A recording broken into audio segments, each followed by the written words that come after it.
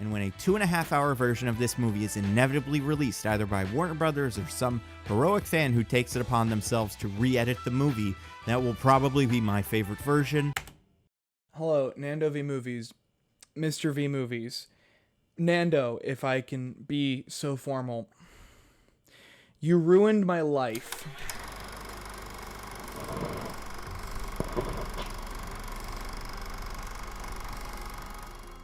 Hello everybody, my name is Jay Lancaster, and this is a different kind of video, as you can tell from the fact that it looks like this.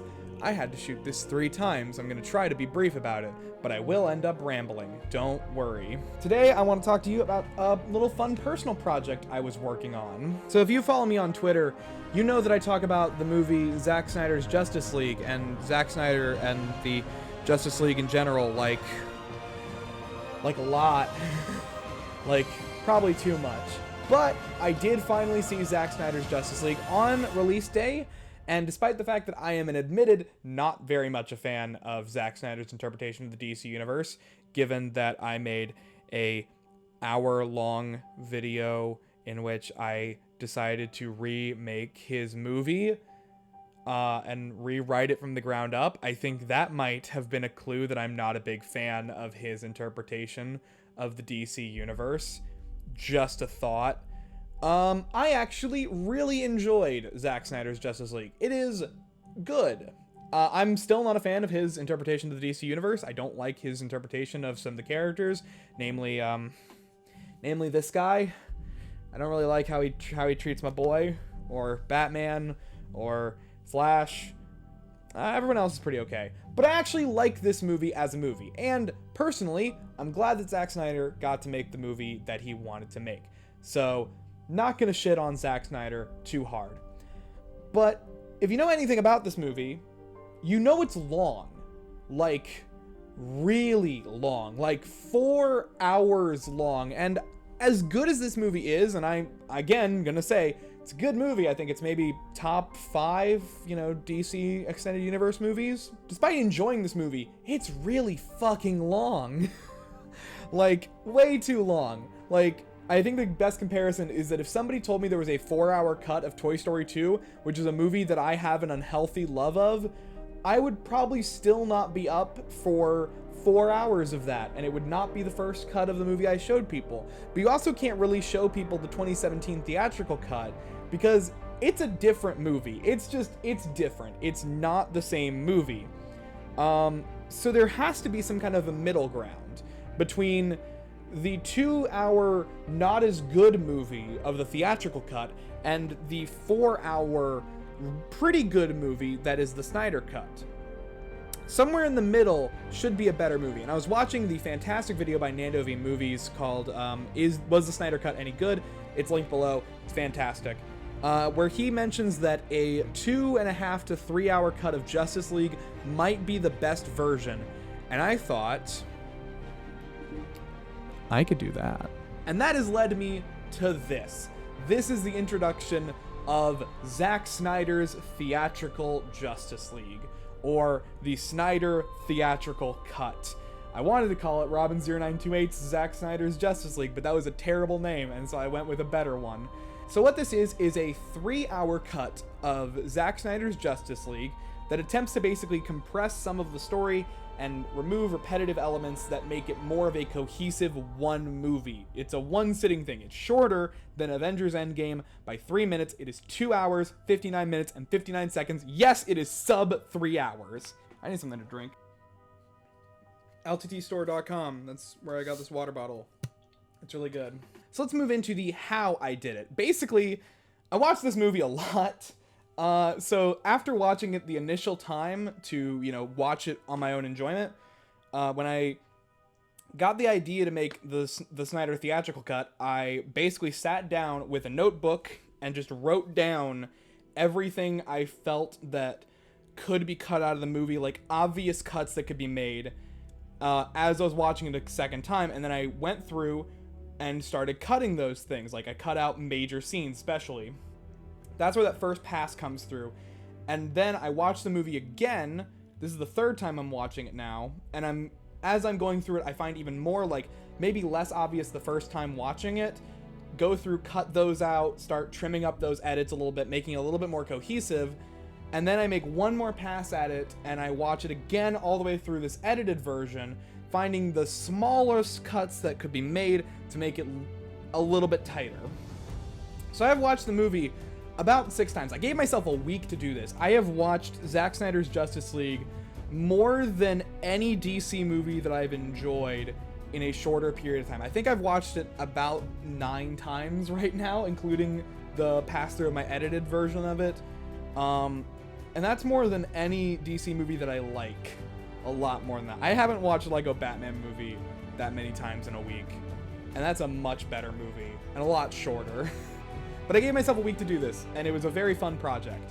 So what I'm going to do now is I'm going to go through each character and talk about specific edits to them that I thought were interesting, or that just demonstrate a kind of edit that had to be made to this movie. So let's just jump into it, shall we? So starting with the main man himself, Batman.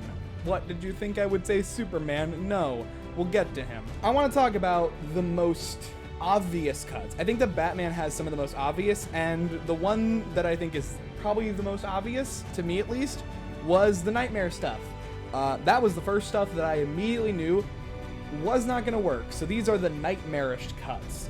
Basically a lot of cutting Batman stuff that leads into the nightmare. So obviously the main nightmare sequence, which is about 15 minutes of screen time, is not very good.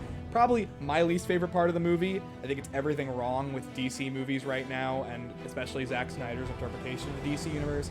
It's a grimdark, boring, just slog of a scene that includes another tease of an evil Superman, which, God, can we stop doing this? Can we stop having evil Superman? We're going to talk about it later. But a lot of those cuts relate to the nightmare sequence. So there's actually a couple, when you take out a conclusion of something, you actually can ripple through the rest of the movie and find moments that you don't think about initially are building to that. So there's a scene where in the original, Cyborg is like plugged into the Kryptonian Matrix and he like has this vision of the end of the world.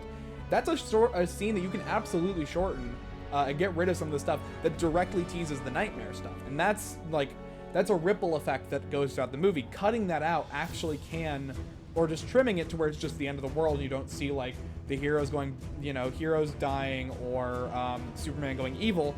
That stuff you can cut out because you're not teasing the nightmare, you're just teasing the end of the world.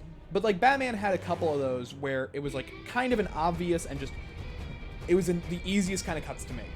Aquaman was kind of an interesting character in that he didn't have too many direct scenes that were his that could very easily just be cut out. Like Aquaman doesn't have much. He's definitely the most side character of the movie.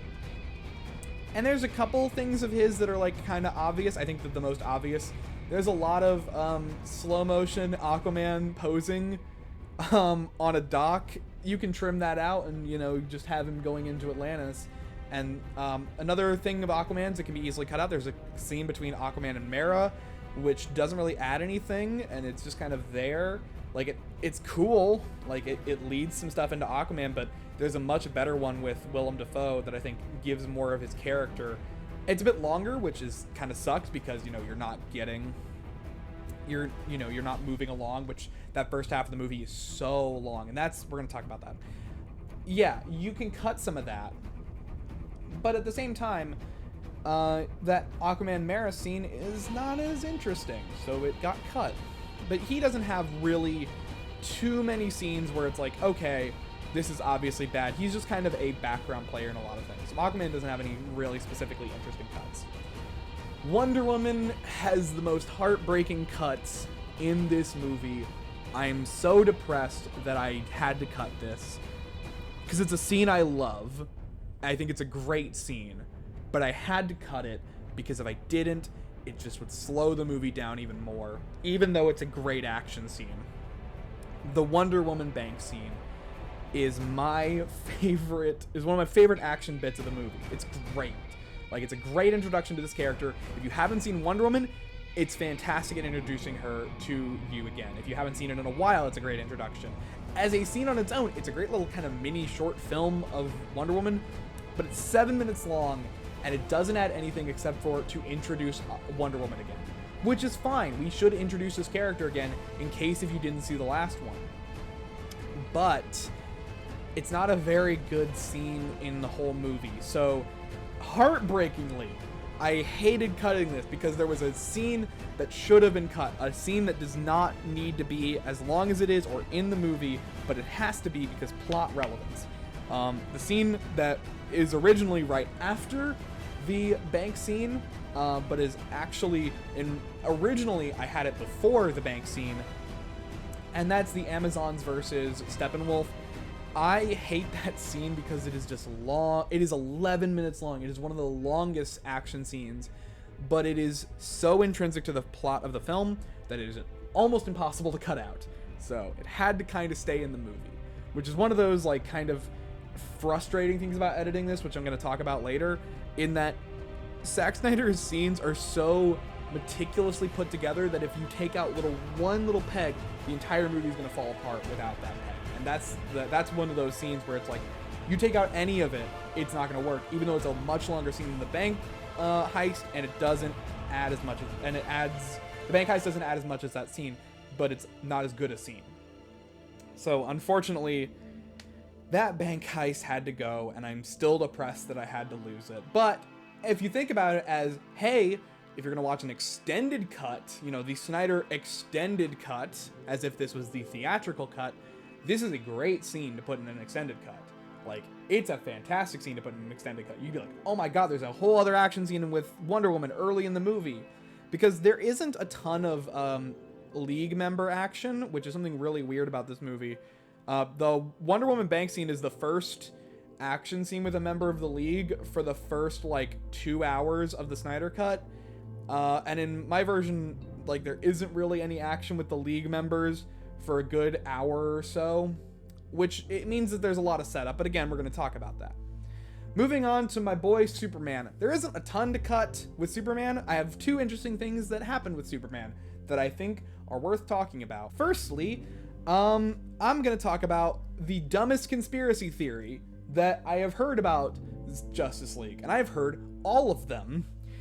This is one of those that I have heard since 2017, 2018, and it has been dumb ever since, and it's even dumber seeing the Snyder Cut. It is the theory that posits that there's a line in the theatrical cut of Justice League where Diana is looking at the newly revived Superman. He's back, and he's causing chaos in downtown Metropolis at the memorial, and she looks at him and says, Kal-El, no. And it's the worst line. It's one of the worst lines in the movie. And it's a bad line. It's a bad line. It just doesn't make a lot of sense. I don't know why Diana is calling him Kal-El and not Clark or Superman. These are just weird things that are in this movie. But there's a conspiracy theory for 3 years that was somehow proof that Gal Gadot hated working with Joss Whedon. And as I'm actually recording this, there's a lot more being revealed about Joss Whedon. And before I go further, fuck Joss Whedon. Fuck him. He seems like an asshole. I don't know Zack Snyder. I've criticized his movies. I've also praised Joss Whedon's movies and TV shows, but he's also seems to be a fucking asshole. Despite a thing I'm going to say in a minute, I'm not defending him. Fuck him. He seems like a dick. But it was a weird conspiracy theory. From the beginning, it was a weird conspiracy theory.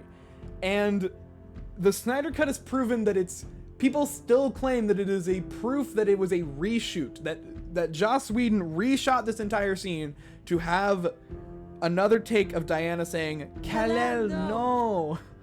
And it's never worked. And it's the same shot. It's just a slightly different angle. Kal-El, no. Kal-El, no. And people have been like, oh, this shows how determined she is in the Snyder Cut, but in the Whedon cut, in Justice League, it shows how bad she is. No, it's just a very bad line, read very poorly, and it was just, when they were editing the theatrical cut, they took a different take of it. That happens sometimes. But it's a weird choice, and I hate that line, and it's not in my version. It's edited out. It's a 2-second save, and it just saves me a couple minutes of laughter every time I watch this movie now. But that's the Kal-El no conspiracy theory that people have had, which is stupid. The other substantive Superman cut is actually an addition. So this is something that Nando talked about in the Nebula version of his fantastic Snyder Cut video. But he basically talked about how the recovery suit has no purpose in the Snyder Cut, the black suit. And I agree. I think that it was actually a smarter idea to bring him back in the red and blue for Justice League. I think that you should have done the recovery suit as like the dark, the darkest, the all is lost moment for Batman versus Superman. And then when he comes back in Justice League, he's wearing the classic red and blue. So this is something I actually added to the end of the movie in the scene, and during the amazing ending monologue. We have Superman going into the alley and he rips off his shirt and he's got the red and blue on. He flies off into the sky and we cut to black. That is the version of Justice League I used was actually the theatrical version because I don't have the original footage. I don't know if it was the original black suit that was shot or the original red and blue suit that was shot. I don't have any of that footage. So that is my best approximation. I've turned down a little bit of the saturation, tried to color match them as best I can. I don't know if it's perfect, but it's one of the edits I spent the longest on, and I'm kind of proud of it. So, shut the hell up. But that's an addition that I added. It's one of those things that actually does work better in the theatrical cut. I don't know if it always works better, but I like the idea of him coming back in the red and blue suit, or at least when he comes at the end of the movie wearing the red and blue suit rather than the black suit. I think that signifies he is back and he is, he is more hopeful and he wears this with pride. He has chosen to become Superman. Not that, Superman is no longer a burden. It's not a black hole. It is his choice. So I like that. That was a change I made. Steppenwolf. Cutting repetitive stuff. There's a lot of repetitive stuff in this movie. I think it's because this was originally edited as a mini-series and then was changed to a 4-hour movie. Because there's a lot of times where we will cut back to something that we've already heard. Like, Steppenwolf will be like, I found the first mother box. The parademons hunt for the others. And so, Steppenwolf will come back later, 40 minutes, and say, I found the second mother box. The parademons take prisoners and they hunt for the others. I don't need multiple scenes of the main villain explaining the same exact plan to his bosses. The other two still sleep, but the parademons feel their presence. Where is the third mother box? The parademons sense its presence and search for the third. He just fucking said that an hour ago. And it's we already know all this. And this would make sense if this is a 40-minute, a 4-part mini-series, has a week break or a day break in between each one. But this is one continuous movie. You're supposed to sit down and watch the whole thing from beginning to end. So it's a really weird decision that was made. And I don't know if I like it. That's just my opinion on that one, though. Steppenwolf, a lot of his stuff is very repetitive. So a lot of it can get cut. I think that's the essence of making a Titan theatrical version, is to cut a lot of the repetitive stuff that is cool to see in an extended cut. These deleted scenes are cool, but they don't add anything to the natural story. And I think that's an easy one to cut. Steppenwolf repeating himself is not a very interesting thing. So let's cut it. Moving on to The Flash. The Flash, I think, has a few interesting cuts. One interesting one that I think is kind of interesting, or at least is fun to me, is there's a weird, line where Barry talks about how Superman was his hero, and as interesting as that is as a concept, does it actually make any sense? I don't know. It was one of those that I cut because the following conversation is so weird. This is one of those I am shocked is not in the theatrical version of Justice League, where Barry's talking about hitting on Wonder Woman, and he's like, hey, you think she'd go for a younger guy? And Cyborg's like, to her, we're all younger guys. And it's distracting from the conversation that Arthur and Diana are having. I think that's way more interesting, where they talk about how their cultures intersect. And I think that is such a more interesting scene, and we should focus on that rather than this weird kind of bro bonding that Flash and Cyborg are having. It's just a weird thing that would be a funny extended bit, but it could be cut out of a theatrical version. The biggest thing about Flash, though, is that he has two introductions in this movie. The first introduction, I think, is really bad in the Snyder Cut. The Snyder Cut's introduction to Barry is this scene where he's applying for a job, and he, like, there's a car wreck, and he saves Iris and, like, kind of lovingly, in slow motion, like, does this to her, and it's really weird, especially because Iris isn't in the rest of the movie. It's like, okay, that's a weird thing. Be an interesting deleted scene, as it was in the theatrical cut of Justice League. There's actually, never forget that the theatrical cut of Justice League had deleted scenes, including a Justice League version of this, which is still as creepy as the fucking Snyder Cut one. I think it's creepy. But that is not a good introduction to the character. A much better introduction would be, obviously, the scene with Henry Allen. That's a great scene, and it's obvious that, like, it was meant to be his introduction as a character. In fact, it's so obvious they did it in the theatrical cut. That is the first time you meet Barry Allen. It is the core of his character, and it makes sense for his first introduction in the movie to be that. And then when we first see his powers, it's with Bruce Wayne, the normal guy interacting with all these crazy metahuman things for the second time in his life. He's meeting Barry Allen, and he sees his powers. He is the normal guy interacting with the weird powers. I think that's a very good story beat. It's so good, they couldn't mess it up in the theatrical version of this. So, obviously, you're gonna want to cut out that first bit, because it's very weird. Editor's note, hey everybody, it's me, your resident fucking idiot. So this was the third time I shot this video, as I said at the beginning of it, and I realized as I was editing this that I actually totally forgot to talk about Cyborg. Yeah, I didn't really cut anything of his because it's like the best stuff in the movie, and he's fucking fantastic in the movie.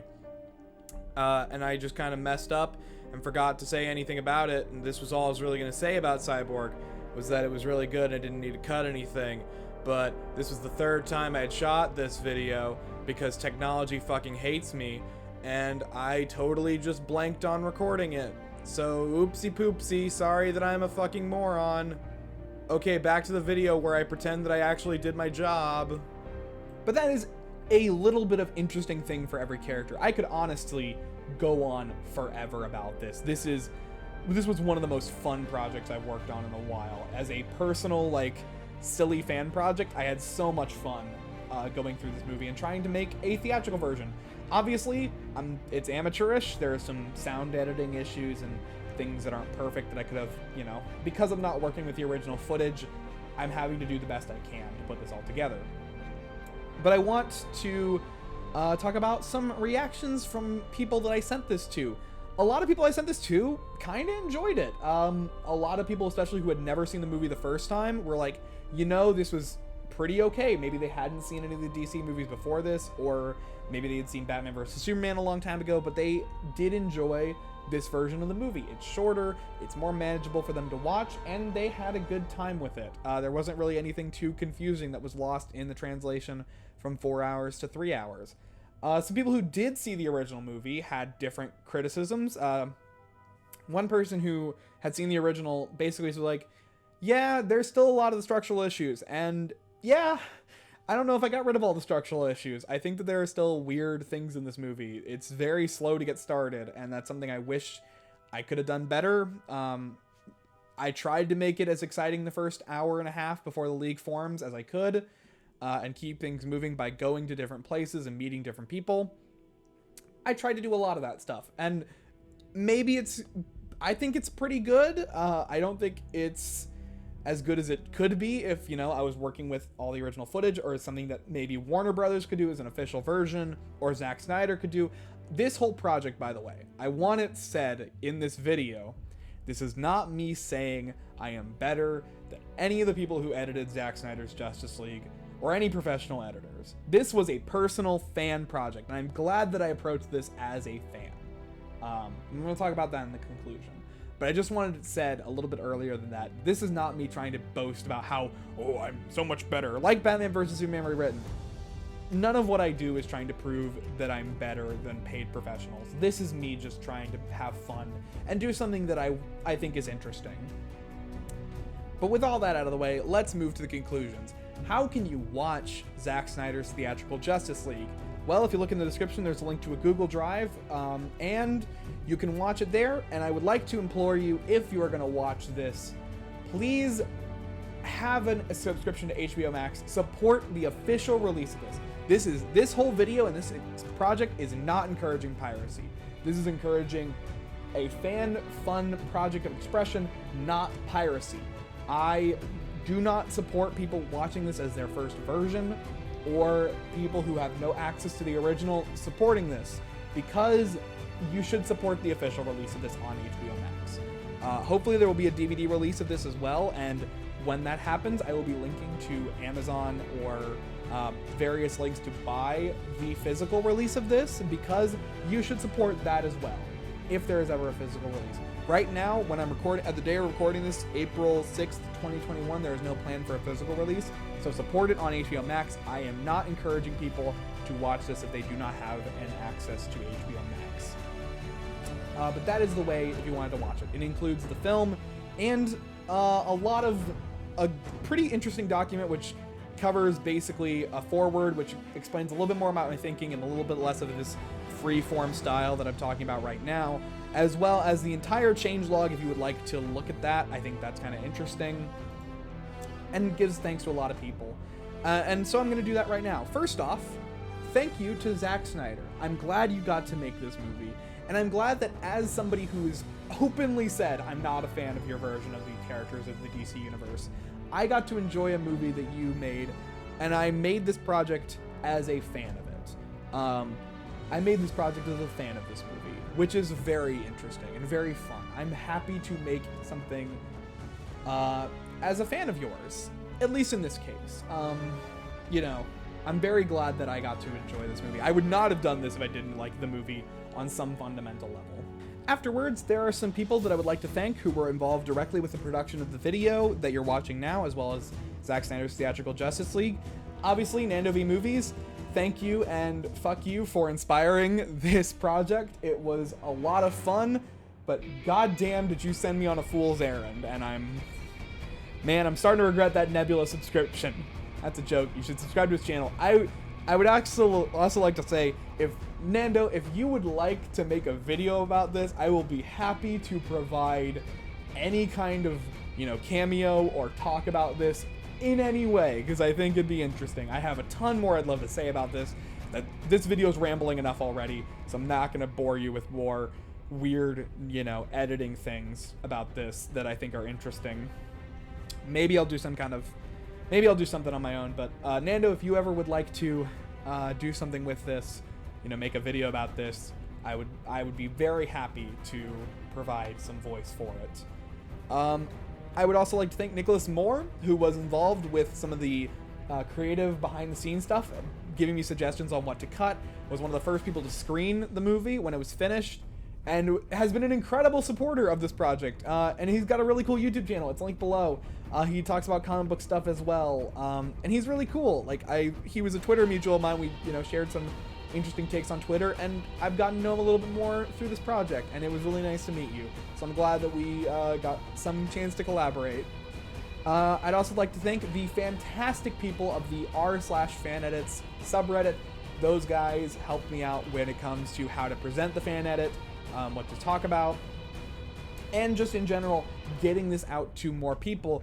Those guys are really cool. A lot of them are doing some cool stuff. There's actually somebody on the fan edit subreddit, which is really hard to say, fan edit subreddit, who is working on a 9-hour cut of the Snyderverse, and I think that is really rad, and I am actually probably going to watch that when it comes out. That sounds really cool. So huge shout out to those guys. They were very instrumental in getting this out as a public thing, as well as teaching me about the legality of stuff like this. And they are really cool. They do this kind of stuff all the time for fun. This is probably my last fan edit, unless I find something else that's really exciting to me. Maybe a Toy Story fan edit. No. I can't. I'm not gonna do that. Yeah, I really loved making this project. This was a lot of fun. Everybody who's involved with helping me on this, including all of the amazing people who screened the movie, who watched it and gave me notes, and listened to my incessant ramblings about Justice League for way too long. You guys put up with me for too long talking about both the original movie and this edit, and hopefully I can shut up a little bit more. All of you have been fantastic. So thank you guys for helping out on that project. And that is all I have to say about this one. If you want to watch the movie, the link is in the description. If you watch it, tell me what you think about it. I would love to learn more. If you've seen the movie before, would this inspire you to want to watch a 4-hour cut? Does this improve the viewing experience for you? Does you think that there's stuff missing in translation? People who've never seen it before, and this is going to be the first version of it you see. Tell me if you enjoy it, and if seeing this version would have made you want to see a theatrical cut or an extended cut of this. Like, I think that's the question I asked a bunch of my friends. Like, if you had seen this movie in theaters, would you have wanted to see an extended cut of it? Like, hearing that there was an hour more footage that was edited that could be in an extended cut, would you have wanted to see that, not knowing, what's in the rest of the footage? And a lot of people had positive responses to that, which I think is interesting. I had a lot of fun working on this, and I hope to maybe do something stupid like this again. My name is Jay Lancaster, otherwise known as Robin0928, and thank you for watching this video. Bye. Holy shit, this was a lot of work. If you would like to support this channel, please consider buying a t-shirt. This was so much work, and for no money. I'm making nothing off of this one. So maybe consider buying a t-shirt. We got some really cool ones. I'm actually working on another one that's going to be launching maybe in May. It's really cool. Thank you guys so much for watching. Bye.